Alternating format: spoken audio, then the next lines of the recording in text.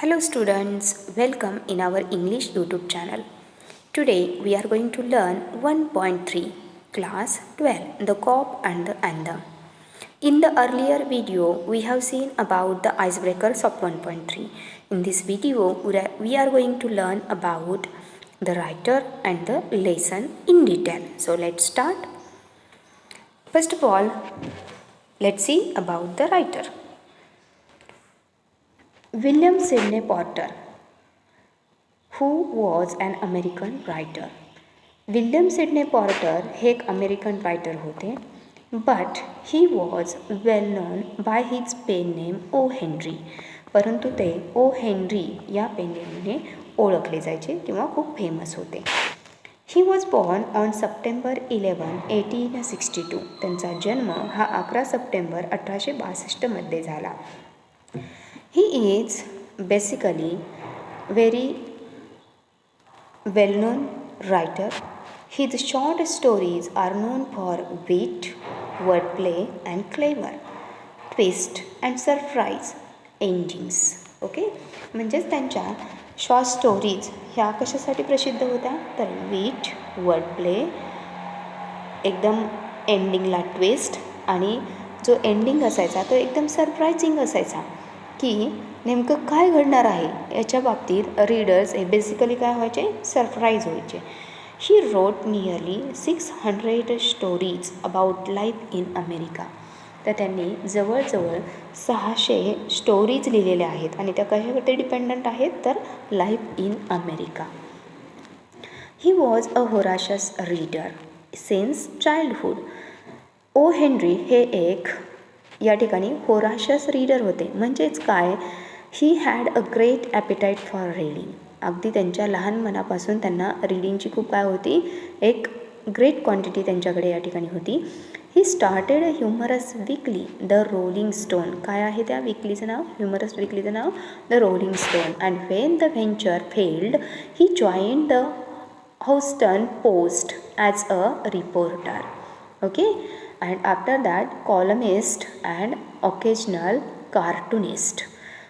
Columnist म्हणजे काय, a regular writer of column who writes columns. Okay, की जे कॉलम लिहितात न्यूजपेपरमध्ये काय करतात कॉलम लिहितात त्यांना कॉलमिस्ट असे म्हणतात. मग म्हणजेच त्या ठिकाणी काय म्हटलेलं आहे, जेव्हा त्यांना या ठिकाणी त्या ह्युमरस वीकलीमध्ये थोडंसं फेल्युअर आलं, त्याच्यामध्ये त्यांना सक्सेस मिळालं नाही, तेव्हा ते कशाकडे वळाले तर त्यांनी कॉलम्स लिहायला सुरुवात केली. किंवा त्यानंतर अजून एक महत्त्वाची गोष्ट आपल्याला पाहायला मिळते आहे ती म्हणजे ते कार्टूनिस्टसुद्धा होते. Now let's see about the story. The story cop and the anthem is one of the Henry's well known stories. O Henry यांनी लिहिलेल्या ज्या काही स्टोरीज आहेत त्यातली the cop and the anthem ही अतिशय वेल नोन असलेली एक कथा आहे. That describes his style of writing. आणि त्याच्यातूनच आपल्याला त्यांची लिखाणाची शैली. People have often use the term smile with tears which implies his a twisted way of thoughts and endings in almost every story. म्हणजेच थोडक्यात काय सांगायचं आहे या ठिकाणी तर बेसिकली त्यांची लिहिण्याची जी काही शैली होती किंवा या ठिकाणी लोक नेहमी एक टर्म वापरायचे स्माईल विथ टीयर्स. म्हणजेच थोडक्यात काय की एखादी गोष्ट आपल्याला खूप आवडते बरोबर, आणि त्यामुळं आपल्याला काय होतं त्याबद्दल आपण थोडंसं काय होतो त्याच्याकडे अट्रॅक्ट होत असतो. That implies his is twisted way of thoughts. म्हणजेच बेसिकली एक कलाटणी देणारे असे त्यांचे विचार होते. अँड एंडिंग्स कशा होत्या या स्टोरीच्या, almost every story that was very surprising. There were the surprising endings to his stories. अगदी सरप्राईज करणारे असे एंडिंग्स होते त्यांच्या स्टोरीचे. In the story the cop and the anthem there is the main character Sophie. Okay, who is a vagabond, who is the person with criminal background. Sophie हे काय आहे the cop and anthem यामधलं एक महत्त्वाचं character आहे. Who is the central character in the story. But the person has criminal background. परंतु त्याचं background कसं आहे तर ते गुन्हेगारीचं आहे. He makes your different plans for what to get arrested. Okay, he wanted to be in the prison, but what was the reason that we will see later. Okay, the cop and the anthem is about freedom and confinement. कशाबद्दल आहे ही story? तर freedom, स्वातंत्र्य, आणि काय तर confinement म्हणजे तुरुंगवास. Initially Sophie feels that there is freedom from miseries and worries in confinement, that means in the prison. सोफीचं असं मत होतं की जर तो तुरुंगात गेला तर नक्कीच त्याला काय होईल, त्या ठिकाणी खूप त्याच्या ज्या मिजरीज आहेत, वरीज आहेत, त्या सगळ्या नष्ट होतील, म्हणजेच कमी होतील. थोडक्यात त्याला कोणत्याही प्रकारची चिंता नसेल, कोणतंही त्याच्यावरती या ठिकाणी त्याला दुःख नसेल, असं त्याची काय होती, एक विचार होता त्याचा. The notes of anthem transform him from within and he resolves to work hard.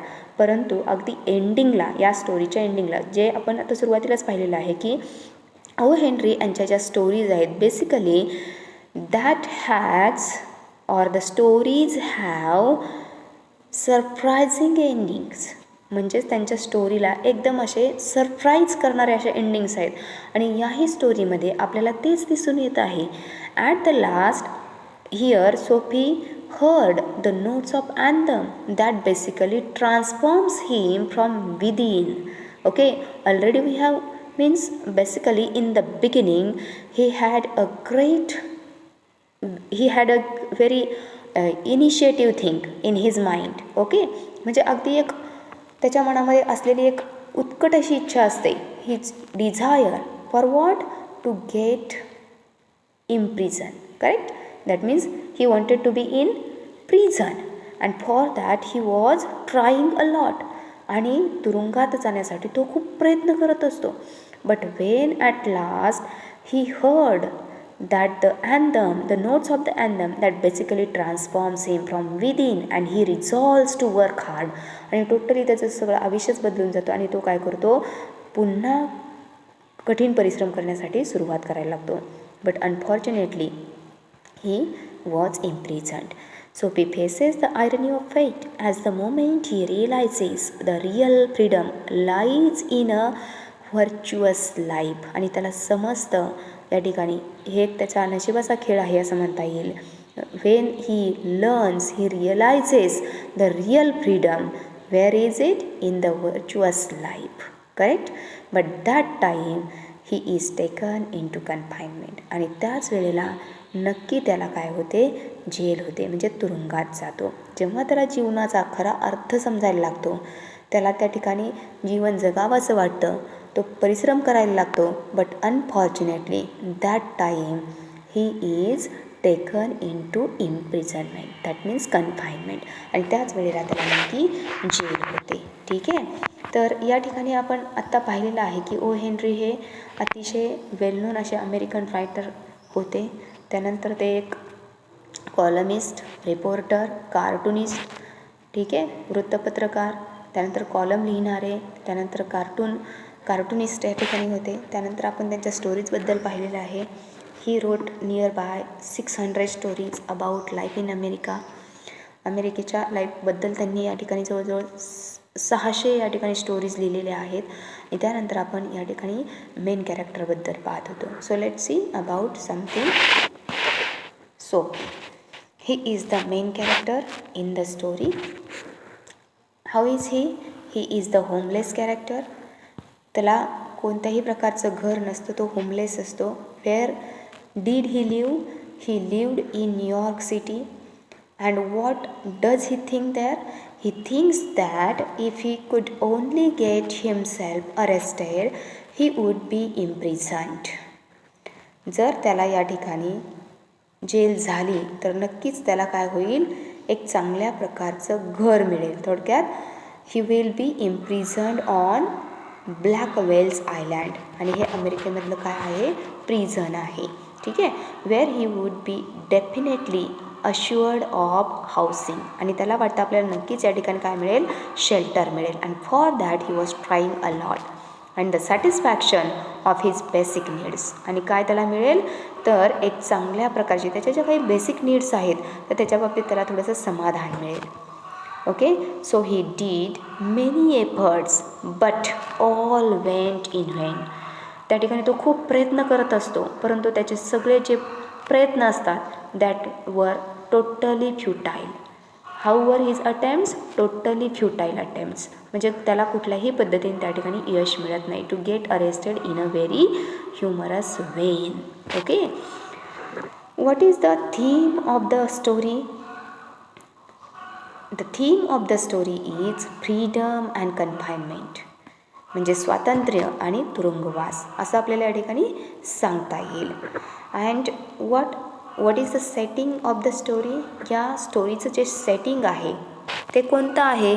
The story takes place in New York city. तर ही जी स्टोरी आहे, ही जी कथा आहे तर ती कोठे घडलेली आहे? त्याचं सेटिंग काय आहे? तर न्यूयॉर्क सिटी आहे. And there is shown winter season near, म्हणजेच या ठिकाणी विंटर सीझनला सुरुवात होणार असते. ठीक आहे. So that the thing we should know about here. या गोष्टी आपल्याला या ठिकाणी माहीत असायला हव्यात की जेणेकरून आपल्याला ही स्टोरी अगदी व्यवस्थित पद्धतीने समजेल. So in that winter season Soapy needs a very warm place for what? To take shelter from this winter season. त्याला या विंटर सीझनमधून काय पाहिजे असतं? शेल्टर पाहिजे असतं. ठीक आहे.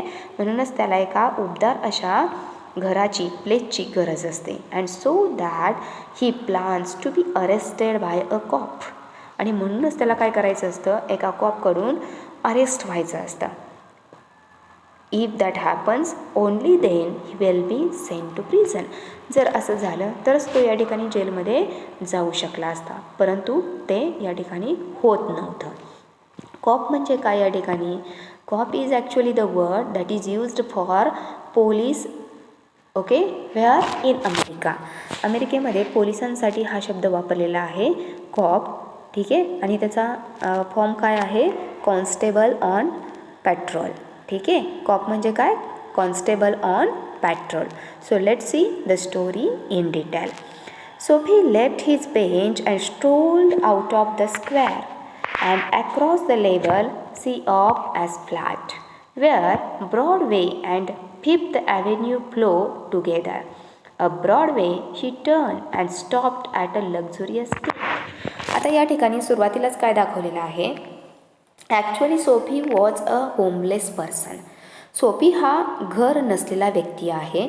And so that he was in search of a place for what? कशासाठी त्याला एका घराची आवश्यकता असते? अशा वॉर्म प्लेसची गरज असते. Because winter season was near. कारण लवकरच हिवाळा सुरू होणार असतो आणि त्या कडाक्याच्या थंडीमध्ये त्याला स्वतःचं प्रोटेक्शन करायचं असतं. Okay. Now where was he? On a bench. Okay. आणि तो आता कुठे असतो? एका बेंचवरती असतो. तेच त्याचं काय आहे? प्लेस आहे. नाव he strolled out of that square. Stroll means what? Walked in a leisurely way. अगदी शांतपणे आरामशीर तो काय करतो? चालायला लागतो. The square actually that is the Madison Park that is in America. Across the level sea of asphalt. Okay. So तो आता त्या ठिकाणावरून त्या बेंचपासून चालायला लागलेला आहे. In a very leisurely way. Okay. Where there was the Fifth Avenue. That was there fifth avenue. Okay. आणि त्या फिफ्थ ॲव्हेन्यूच्या जवळ तो या ठिकाणी तिथून चाललेला आहे. A Broadway. What happen here? He turned and stopped at a luxurious cafe. आणि त्या ठिकाणी गेल्यानंतर एका लक्झरियस केपच्या ठिकाणी जाऊन तो थांबतो. Sophie had confidence in himself.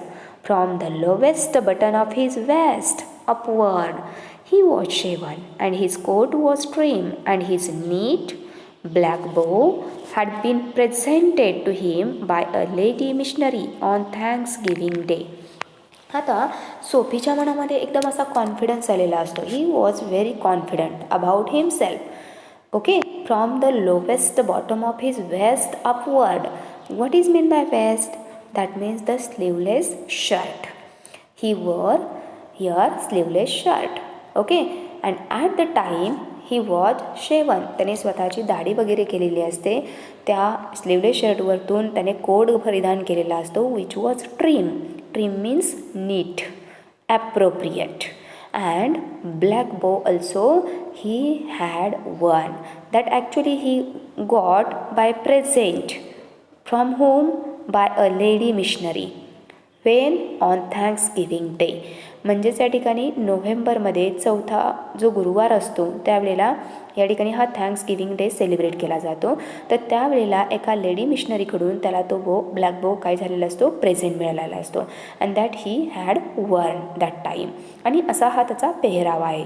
If only he would reach a table in the restaurant unsuspected because of his attire. whatever the attire he had worn there, due to that definitely he was he had the confidence in his mind, he would surely go into that restaurant अनसस्पेक्टेडली. म्हणजे कुणालाही या ठिकाणी काहीही शंका येणार नाही आणि तो त्या रेस्टॉरंटमध्ये नक्कीच जाऊ शकेल याबद्दल त्याला पूर्णतः विश्वास होता. And so success would be his. The portion of him that would show above the table would raise no doubt in the waiter's mind. If he will go there, and if any waiter will be to him, but by looking at him and his attire, no one would doubt about him. त्याच्या त्या पेहरावावरून कोणालाही या ठिकाणी doubt येणार नाही आहे, हे याच्यामध्ये काही शंका नव्हती असं त्याला वाटतं. So a roasted Malad duck thought Sophie would be about the thing, with a bottle of wine and some cheese, a cup of coffee and a cigar. Now he was expecting something more here. Okay, he was a vagabond. He had no money. He was homeless. Still, he expected a Malad duck.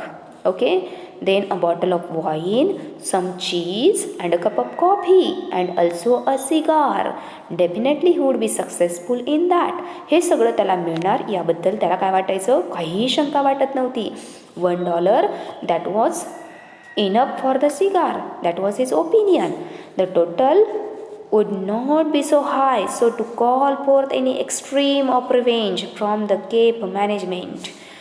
Means whatever, if he will order all these things, there would not have more than $1. Okay, and the total amount would not be enough or not so high, so there would be no doubt for the revenge from that Cape management. That was his opinion. त्याला असं वाटतं की या Cape मॅनेजमेंटकडून त्याला कुठल्याही प्रकारची खूप revenge घेण्यासाठी म्हणजे खूप मोठी शिक्षा वगैरे मिळणार नाही आहे. Because the amount of all these things would not be very high. कारण त्या सर्व गोष्टींची जी काही अमाऊंट आहे ती खूप प्रचंड नसणार आहे. And yet the meat would leave him filled and happy for the journey to winter island. आणि जर या ठिकाणी असं काही घडलं, that means if he will meet something different way, जर त्याला दुसऱ्या वेगळ्या पद्धतीने या ठिकाणी काही त्याच्या आयुष्यामध्ये घडलं तरीसुद्धा एक वे असेल कशासाठी, to go in that winter island. म्हणजे थोडक्यात त्याला असं म्हणायचं आहे की तो नक्कीच या ठिकाणी कुठे जाईल, तर त्या विंटर आयलँडमध्ये जाईल. असं त्याचं नक्कीच काय होतं, या ठिकाणी एक मनामध्ये झालेलं प्लॅनिंग होतं. But at Sophie's set foot inside the restaurant door, the head waiter's eye fell upon his tattered trousers and decadent shoes. आता आपल्याला माहिती आहे की upside means that his shirt that was neat, coat that was proper, that black bow that was also appropriate. But what about the trousers? जे trousers त्याने घातलेले असतात ते कसे होते, तर ते एकदम tattered झालेले असतात. Tattered means worn out, or what we can say here means totally torn. आपण त्याचे जे ट्राउझर्स पाहिलेले आहेत ते थोडेसे काय झालेले आहेत, फाटलेले वगैरे आहेत.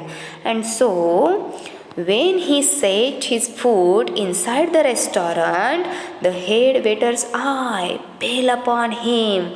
That means he noticed him. What? His tattered trousers and decadent shoes that were worn out and that were totally old. Strong and ready hands turned him about and conveyed him in silence and haste to the sidewalk and averted the ignoble fate of the menaced Malad. आता त्याच्या मनामध्ये जे काही स्वप्न होतं एक प्रकारचं की आता त्या रेस्टॉरंटमध्ये जायचं, तर मला डकची चव घ्यायची किंवा एक बॉटल वाईनची, cup of coffee and a cigar, all these things he wanted to do here. But unfortunately what happen, when he set his foot inside the restaurant, the head waiter noticed him, okay, and strong and ready hands turned him about there, okay, that means stopped him there, conveyed him in silence and in haste to the sidewalk. What? Averted, that means turned aside the ignoble fate, that means dishonorable, okay, shameful, very shameful fate of the menaced mallard. Menaced, that means the danger. Because of that waiter, whatever was his wish, that he was unable to complete there. Correct? म्हणजेच तो त्याची इच्छा पूर्ण करू शकलेला आहे का? नाही आहे, कारण त्याला त्या रेस्टॉरंटमध्ये पाय ठेवण्याच्या आतच त्या वेटरनं त्याला बाहेर काढलेलं आहे. So his wish was not fulfilled and he was unable to go to that winter island. Sophie turned off Broadway. It seemed that his route to the coveted island was not to be an easy one. Some other way of entering the limbo must be devised. आता सोफीला या ठिकाणी समजायला लागलेलं आहे. At first there he thought that he was very much confident about himself. त्याला स्वतःबद्दल खूप confidence होता की definitely he would be in the jail, in the confinement. Correct? मी त्याला असं वाटायचं की मी नक्कीच जेलमध्ये जाणार. So there would not be any kind of a worry, any kind of a misery. हे त्याचं काय होतं, एक डोक्यामध्ये चाललेलं गणित होतं. But now when he got failure from the restaurant, that again he started walking, and it seemed to him that his route to that greatly desire, means whatever his great desire was to go to that island, that was impossible for him. शक्यतो ती कशी झालेली आहे, धूसर झालेली आहे ती भावना. आता या ठिकाणी जी काही इच्छा होती ती आता होणार नाही असं त्याला वाटायला लागलेलं आहे. Actually going into that island was not the easy task for him. That was really very difficult for him. Some other way of entering to that limbo, that means that the border place, it is actually called the limbo place. That means what? Border place, that is between heaven and hell, and that is now devised. What is meant by devised? Devised means he was actually using some techniques, or he uses his own intellect to plan to go to the island, but it was not possible for him. हे सगळं त्याला काय होतं, अशक्य होतं या ठिकाणी. Okay, what did we see today? We have seen about William Sidney Porter, that means about O. Henry. After that we have seen about the main character Sophie. We have seen about the setting, theme.